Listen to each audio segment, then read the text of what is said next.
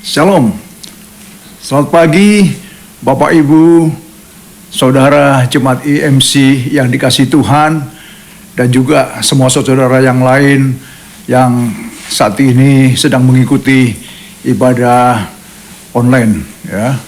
Hari ini hari Minggu, tanggal 28 Juni 2020. Kita bersyukur Tuhan begitu baik sehingga kita masih bisa beribadah meskipun tidak saling bertatap muka, tapi kita masih bisa ibadah secara online. Nah, Bapak Ibu, Saudara, dan kita semua yang dikasihi oleh Tuhan, pertama saya ingin mengucapkan dulu salam dalam kasih Tuhan Yesus Kristus, kiranya damai dan sukacita daripada Tuhan menyertai kita semua. Haleluya, amin. Nah, pagi hari ini saya ingin melanjutkan apa yang sudah saya sampaikan minggu yang lalu, ya. Dan ini merupakan kelanjutannya. Ya, His divine power has given us everything we need. Ya, ini part kedua.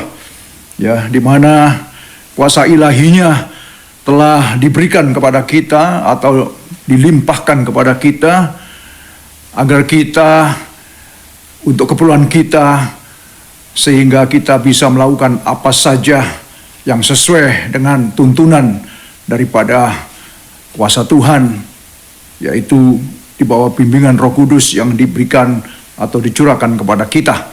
Nah, tentunya kita masih ingat, ya, atau mungkin juga ya seminggu kadang-kadang juga sudah lupa ya, apa ya minggu yang lalu ya.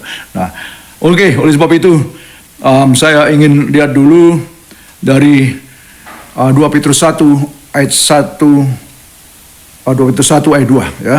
Begini, kasih karunia dan damai sejahtera melimpahi kamu oleh pengenalan akan Allah dan akan Yesus Tuhan kita. Kasih karunia dan damai sejahtera melimpahi kamu. Oleh apa? Pengenalan. Pengenalan ya. Knowledge. Ya. Grace and peace be yours in abundance through the knowledge of God and of Jesus our Lord. Jadi kasih karunia dan damai sejahtera melimpah-limpah oleh karena kita kenal Dia, ya, oleh karena kita mengetahui Dia, siapakah Dia. Ya, ini apa itu? Dan yang minggu yang lalu saya mulai dari 2 Petrus 1 ayat 3, saya untuk review saja, cepat saja saudara.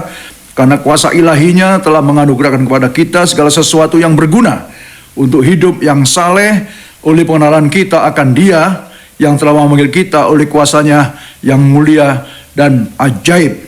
Ya, jadi sekali lagi seperti yang tadi sudah saya katakan, kita harus ingat baik-baik bahwa Dia menganugerahkan kepada kita kuasa ilahinya, His divine power, supaya berguna untuk kehidupan kita, untuk hidup yang lebih baik, ya, lebih berarti, lebih saleh, ya, tentunya untuk kemuliaan Tuhan. Nah, kemudian kemarin kalau saudara masih ingat bahwa sesudah kita, tentunya kita yang percaya dalam Tuhan, kita ini punya iman, kita ini beriman, sehingga kita percaya kepada Tuhan. Makanya dikatakan minggu yang lalu bahwa kita harus menaikkan apa itu, kita tidak stay di comfort zone setelah menjadi orang percaya, setelah kita menerima the divine power, menerima apa itu kuasa ilahinya, kita tidak stay di comfort zone, kita tidak tinggal di zona aman kita, tapi kita harus step out, ya, kita harus moving on, kita harus naik from one level to another level. Jadi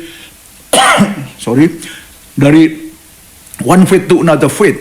Nah, dikatakan minggu yang lalu, saudara masih ingat, saya nggak usah buka lagi, bahwa dari iman kita tingkatkan kepada kebajikan. Ya, supaya setelah kita beriman kepada Tuhan, kita harus berusaha dengan pertolongan dari kuasa ilahinya, His divine power, memampukan kita untuk kita mulai berbuat baik, kebajikan. Ya. Nah, setelah kebajikan kita tingkatkan lagi kepada pengetahuan. Tentunya pengetahuan untuk bisa mengenal lebih dalam lagi siapakah Allah kita, siapakah Tuhan kita. Nah, kemudian setelah dari sana kita tingkatkan lagi kepada penguasaan diri. Ya, dan dari penguasaan diri supaya kita tidak menjadi orang yang semau kita sendiri. Ya, setelah kita menerima anugerah keselamatan, setelah Tuhan mengentas kita, menebus kita, menyelamatkan, menguduskan kita, luar biasa sekali. Ya, tentunya ini harus kita barengi lagi.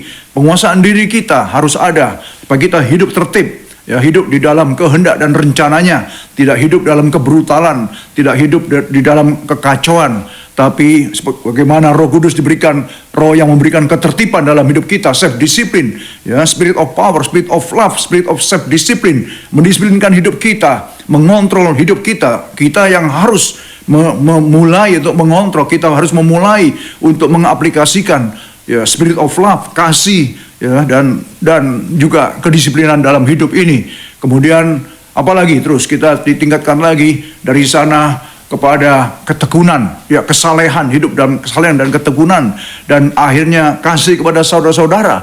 Setelah kasih kita tingkatkan sampai level kasih, setelah kasih kepada saudara, kasih kepada semua orang. Itu yang dikatakan minggu yang lalu. Nah, kemudian sebab 2 Petrus 1:8 minggu lalu juga ini, saudara, sebab apabila semuanya itu ada padamu dengan berlimpah-limpah, kamu akan dibuatnya menjadi giat, sehingga kita akan menjadi orang yang giat dan berhasil dalam apa? Pengenalan kita akan Yesus Kristus Tuhan kita. Jadi apa itu? They will keep you from being ineffective and unproductive in your knowledge of our Lord Jesus Christ. Sehingga kita akan menjadi orang yang giat, yang dikatakan akan efektif, ya, akan produktif, berbuah-buah, ya, ketika kita mengenal Dia lebih dalam lagi.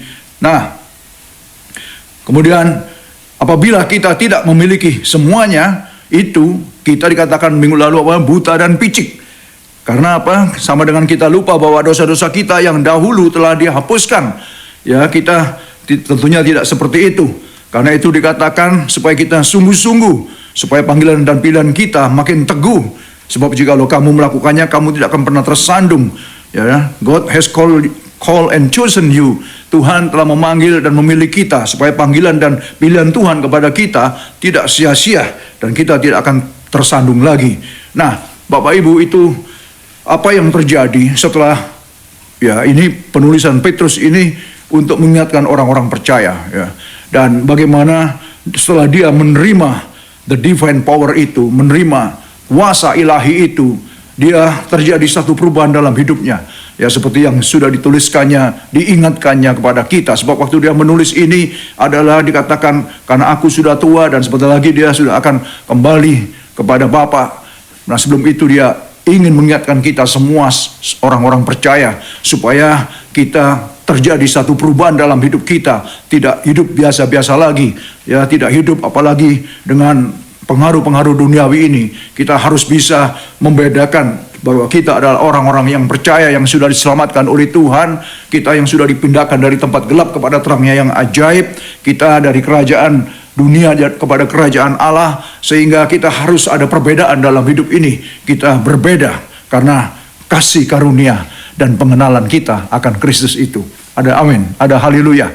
Nah, itu saudara yang sepintas yang bisa saya ingatkan kepada kita semua untuk yang minggu yang lalu. Kemudian saya ingin melihat lagi di dalam part kedua ini, ya, dalam bagian kedua ini, bahwa apa yang terjadi akibat the divine power itu, akibat dari kuasa ilahi yang diberikan kepada Petrus itu, dan apa yang terjadi dengan Rasul Paulus sekarang. Jadi kita melihat akibat, ya, atau dampak, efek daripada pengaruh Roh Kudus dicurahkan, kuasa ilahinya diberikan kepada orang-orang percaya. Kita ambil dua contoh, ya, satu dari Rasul Petrus, yang satu dari Rasul Paulus. Apa yang terjadi dengan Rasul Paulus? Kita tahu Rasul Paulus adalah seorang yang sebelumnya adalah seorang Farisi yang mendera, yang mengejar-ngejar, ya, orang-orang percaya pada waktu itu, karena dia merasa yang dia lakukan itu dia benar, dan dia hidup di dalam kebenaran hukum Taurat, dan dia seorang yang benar-benar hidup saleh menurut adat istiadat Yahudi, ya, menurut hukum Taurat, ya. Nah, kemudian dia katakan bahwa apa yang dia miliki, apa yang dia punya, ya itu setelah mengenal Kristus. Ini dampaknya, ya. Dan coba saudara kita lihat dulu. Sekalipun aku juga ada alasan untuk menaruh percaya pada hal-hal lahiriah. Jika ada orang lain menyangka dapat menaruh percaya pada hal-hal lahiriah, aku lebih lagi. Nah ini dikatakan ya. Jadi dia mulai membandingkan dirinya ya dengan orang lain ya. Kalau orang lain ya menaruh percaya pada hal lahiriah, jika ada orang lain menyangka dapat menaruh percaya pada hal lahiriah, apalagi aku ya. Nah ini kehidupan dia sebelum dia mengenal Kristus. Ya, kemudian di ayat 5 dikatakan, aku disunat pada hari ke-8 ya, dari bangsa Israel, dari suku Benyamin, orang Ibrani asli. Tentang pendirian terhadap hukum Taurat, aku orang Farisi. Coba bayangkan saudara ya. Tentang apalagi ini? Tentang kegiatan, aku penganiaya jemaat. Tentang kebenaran dalam mentaati hukum Taurat, aku tidak bercacat. Bayangkan saudara ya. Ini adalah seorang Rasul Paulus, seorang yang bisa bangga ya dan bisa dia menyatakan bahwa dia tidak kalah juga sama orang-orang lain ya, sebagai ya citizenship-nya, dia kewarganegaraannya, dia bahkan waktu dia, saudara masih ingat waktu dia didera di penjara ya, waktu itu kemudian dia mau coba dikeluarkan di Filipi kalau nggak salah, kemudian dikeluarkan begitu saja. Dia katakan kepada kepala penjara, begitu enaknya ya penjabat kota memenjarakan kami ya, waktu itu sama Silas ya. Kemudian kami adalah warga negara Rom. Nah ini, jadi sempat juga dia ada ya pernyataan itu. Ya suruhlah penjabat itu datang ke sini. Nah ini masalah kewarganegaraan ya kan. Karena waktu itu orang-orang Rom adalah orang-orang Rom, orang Romawi. Ya kewarganegaraan Romawi itu di atas kebangsaan daripada kewarganegaraan pada bangsa Yahudi tentunya ya, yang mereka yang menjajah negara itu pada waktu itu. Sehingga ketakutanlah penjabat kota itu ketika tahu bahwa Paulus ternyata mempunyai warga negara Romawi, saudara. Nah inilah dan orang-orang pada waktu itu, tidak semua orang Yahudi bisa punya kewarganegaraan Romawi, kalau tidak orang punya status ini ya. Nah Rasul Paulus merasa punya status juga. Nah, sehingga waktu itu sampai ketakutanlah dan mereka meminta maaf ya kepada Paulus dengan perbuatan yang mereka telah menjebloskannya ke dalam penjara ya. Tetapi saudara yang kita lihat di sini bahwa apa yang waktu itu Rasul Paulus juga bisa banggakan ya dengan salah satu contoh saja citizenship ya atau kewarganegaraan. Dia bisa mengatakan apa saja, bahkan juga kalau tentang pengetahuan tentang hukum Taurat, tentang hukum-hukum Allah, tentang Alkitab, dia tidak bercela. Dia hidup di sana. Ya, dia hidup, dia bukan cuma mengerti firman tapi tidak menjalankannya, tapi dia seorang yang menjalankan firman dikatakan. Nah, saudara, kita tahu juga bahwa hidup kita juga ketika kita ya di negara seperti di Australia ini, bukankah seringkali kita juga merasa, oh, I'm citizen, I'm permanent resident, ada kebanggaan tersendiri. Ya, kadang-kadang saya melihat itu hanya, apalagi orang yang sudah mendapatkan ya permanent resident atau citizen, waduh, bisa lupa daratan, saudara. Ya, banyak contoh ya, bisa lupa dia, ya kan? Lupa dengan statusnya bahwa dia ini orang berdosa, yang sudah diampuni, yang sudah mendapatkan granted dari Tuhan dengan rencananya membawa dari ya, kalau kita yang dari Indonesia datang ke Australia dengan tujuan dan rencana Tuhan yang luar biasa dalam hidup ini.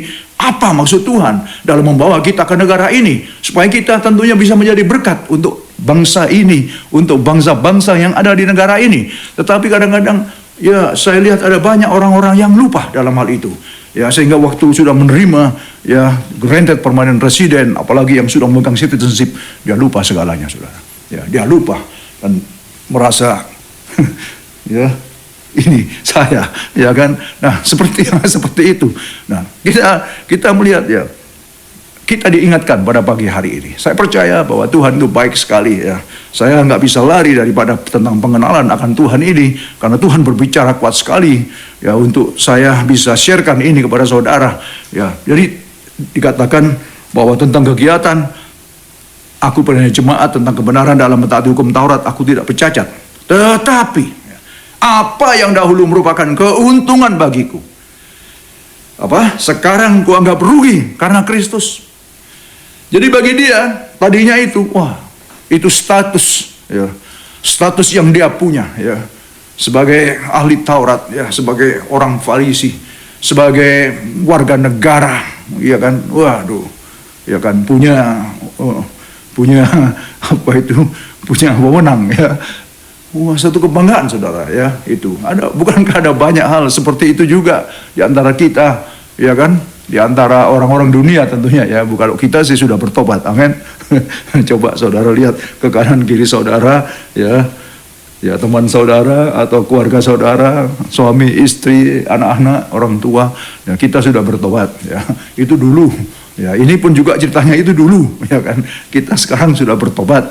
Nah, sehingga apa itu status kita? Apakah kita sekarang sudah menjadi pengusaha besarkah? Apakah kita sekarang sudah punya kedudukan yang begitu tinggi kah? Apakah kita sudah punya sederetan title kah? Apakah kita sudah apa saja yang bisa kita sampaikan, saudara, ya? Dan itu bisa menjadikan satu kebanggaan yang menipu kita, ya. Karena dalam Tuhan kita harus benar-benar mau humble, rendah dan rendah. Dan biarlah supaya kuasa ilahinya bekerja di dalam kita. Nah, kita lihat satu perubahan yang drastis ini, saudara. Tapi apa yang dahulu merupakan keuntungan bagiku, sekarang kuanggap rugi, loss. But whatever was to my profit, I now consider loss for the sake of Christ. Ya, jadi karena Tuhan, maka semuanya itu yang dulunya adalah benefit atau profit, ya, keuntungan, ya, sekarang adalah rugi, ya. Maksudnya apa? Ngapain saya kok seperti itu? Nah, itu dalam ketidakpengetahuannya, ketidakpengenalannya akan Tuhan. Nah, coba kita lanjutkan dulu. Ya.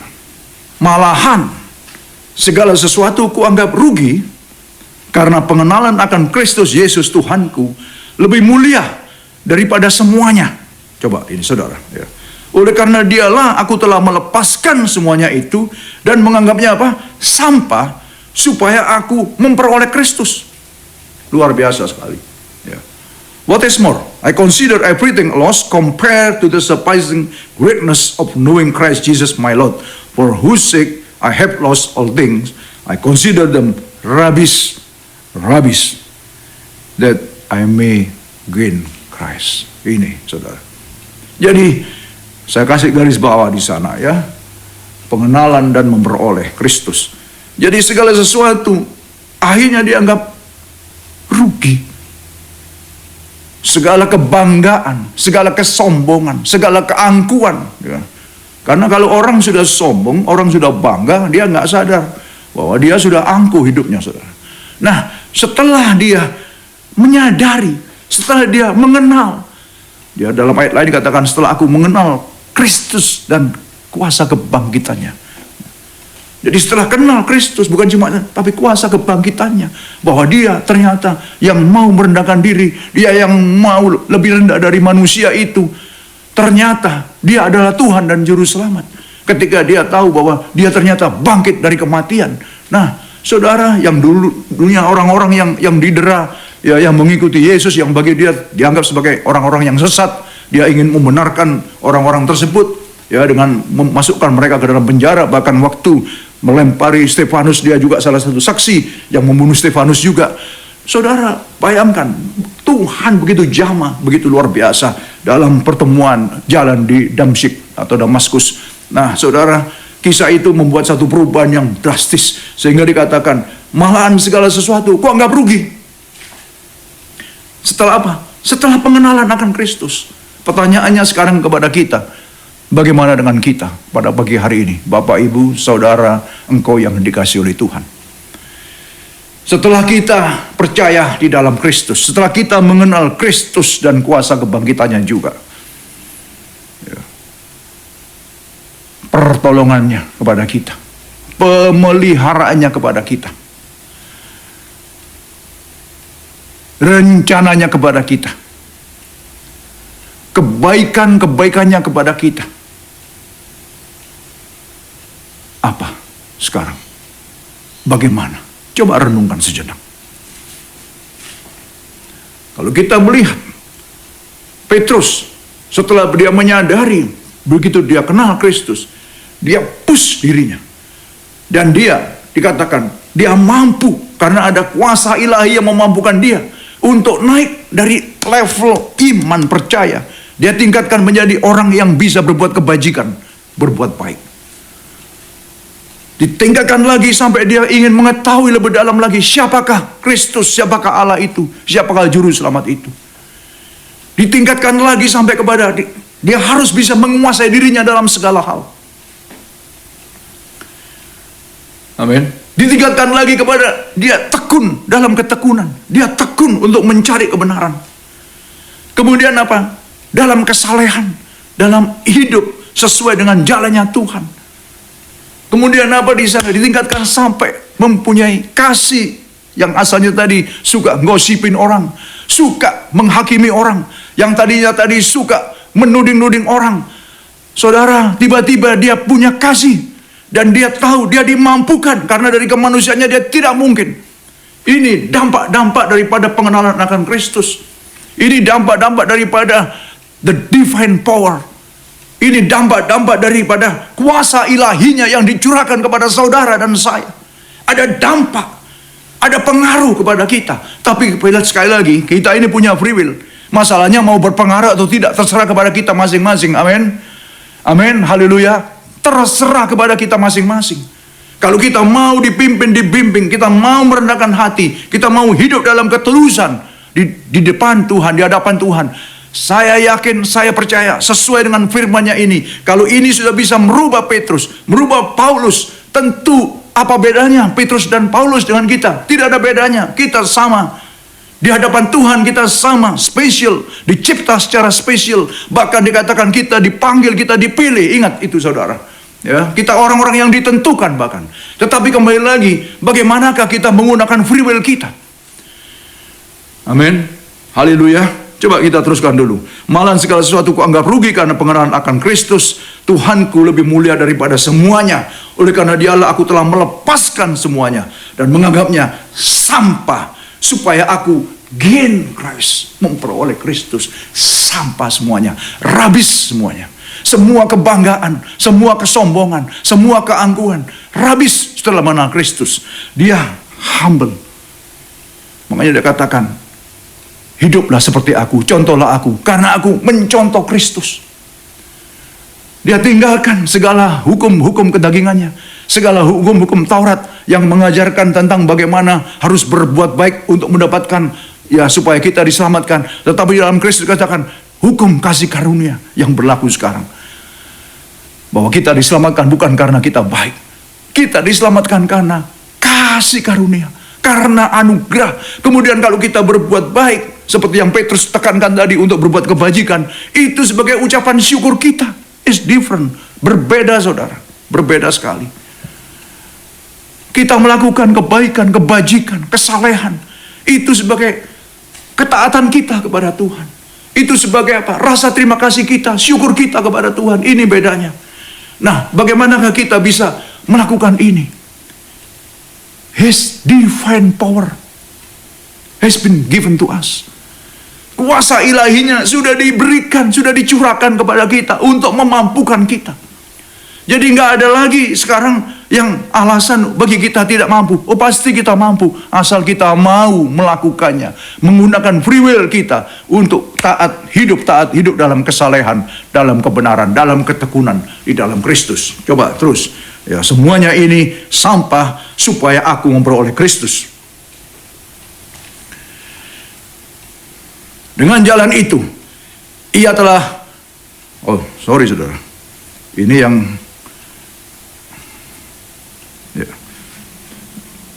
malahan segala sesuatu akan rugi karena pengenalan akan Kristus Yesus Tuhanku lebih mulia daripada semuanya. Oleh karena dialah aku telah melepaskan semua itu dan menganggapnya sampah supaya aku memuliakan Kristus. Sekali lagi, ini saya ulang lagi, supaya kita menyadari bahwa setelah kita mengenal Kristus, kita buang semua.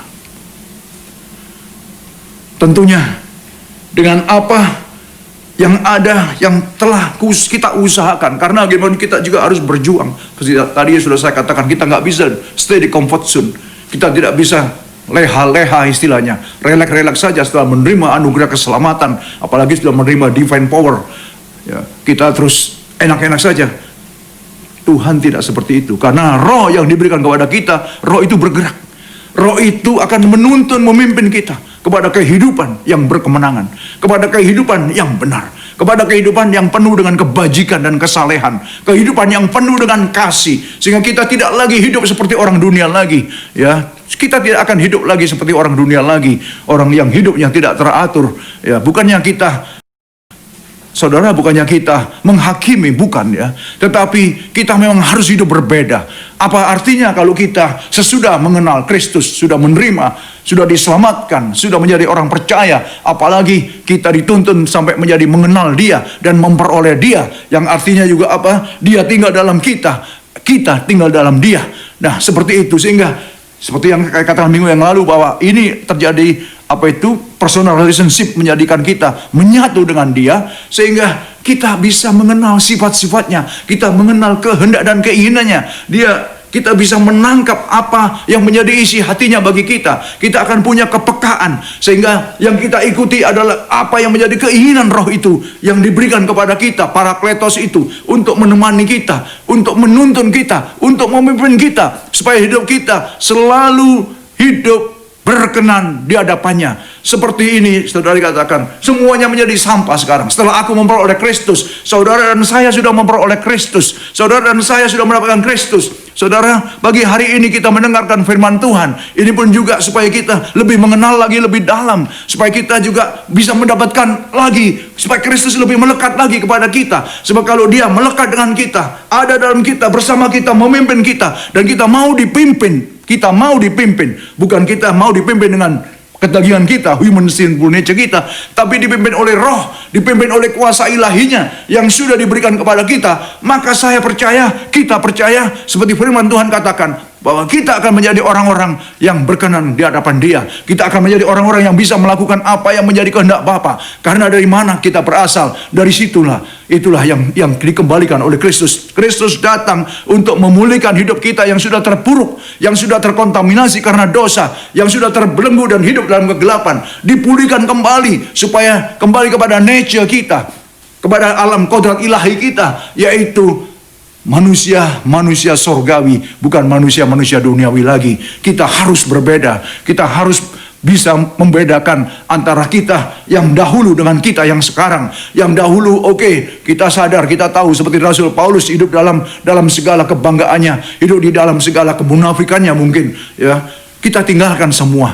Kita tinggalkan pakaian lama kita pakai pakaian baru di dalam Kristus Yesus Tuhan kita. Saya percaya, kita percaya firman Tuhan iya dan amin. Dan apa yang kita dengar pada pagi hari ini, saya percaya firman Tuhan ini ada kuasanya. Kalau kita ikutin, kita kenal lebih dalam lagi, kita akan memperoleh Kristus. Sehingga waktu kita peroleh Kristus, kita akan anggap semuanya adalah sampah bagi kita. Tidak ada sesuatu lagi yang akan menguntungkan bagi kita, karena semuanya hanya bagi kemuliaan bagi nama Tuhan. Kita semakin kecil, kita semakin rendah, kita semakin tidak ada artinya.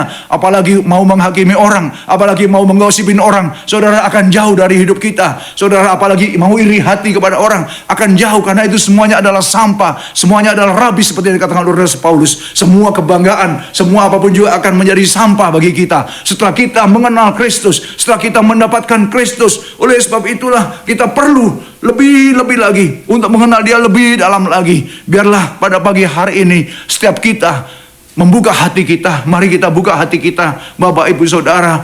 Tuhan, hamba mengangkat tangan, hamba berdoa untuk setiap anak-anak-Mu di mana saja mereka berada pada pagi hari ini, ya Tuhan. Biarlah di hari-hari yang jahat, di hari-hari yang semakin tidak menentu, semakin sulit ini Tuhan, setiap kami boleh mendapatkan terus Tuhan pimpinan bimbingan-Mu. Kami yakin, kami percaya, seperti firman-Mu yang Engkau sudah beritakan pada kami pada pagi hari ini. Seperti firman-Mu Tuhan yang Engkau sudah mengatakan bahwa Engkau, your divine power, Tuhan, bahwa kuasa ilahi-Mu sudah Engkau curahkan kepada kami, supaya kami mampu untuk hidup yang benar sesuai dengan kehendak dan rencana-Mu Tuhan. Kami percaya Engkau sudah melepaskan kami dari setiap belenggu dan ikatan kuasa-kuasa setan dan iblis. Kami menjadi orang-orang yang merdeka di dalam Tuhan.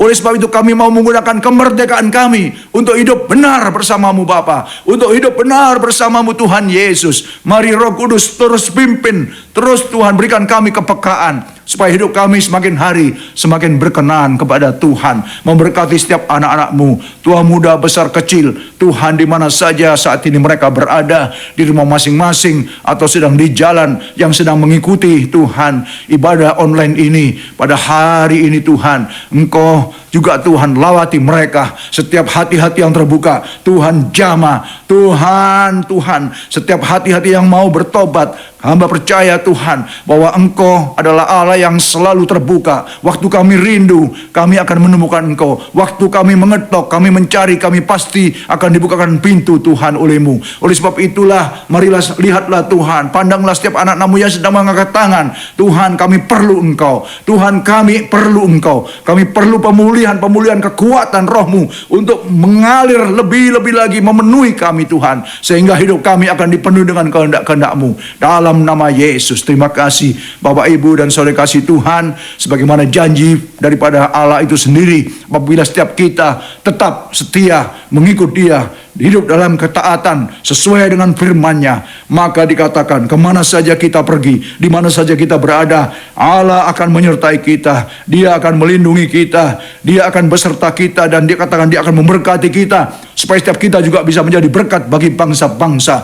Oleh sebab itu, marilah bawalah bersamamu saudara segala janji-janji daripada Allah Bapa, berkat-berkat damai sejahtera, kasih karunia, anugerah, sukacita daripada Tuhan Yesus Kristus, dan demikian juga dengan Allah Roh Kudus yang terus akan menuntun hidup kita, yang terus akan memimpin kita, yang terus akan mengajar kita dan mempersatukan kita mulai dari pagi hari ini sampai Maranatha. Tuhan Yesus datang kembali menyebut kita semua. Terpuji-puji nama Tuhan, dan diberkatilah setiap engkau saudara di dalam setiap kesehatanmu, diberkatilah dalam setiap rumah tanggamu, diberkatilah dalam setiap pekerjaanmu, diberkatilah usahamu, diberkatilah studimu, diberkatilah pelayananmu, dan apa saja yang kau kerjakan berhasil demi kemuliaan nama Tuhan Yesus Kristus. Haleluya, haleluya. Semua orang percaya katakan amin. Ingat saudara, minggu depan adalah hari perjamuan kudus, Holy Communion. Kita siapkan masing-masing di rumah masing-masing. Kita akan mengadakan perjamuan minggu depan. Tuhan memberkati kita. Selamat holiday. Tuhan baik. Haleluya. Amin. Amin.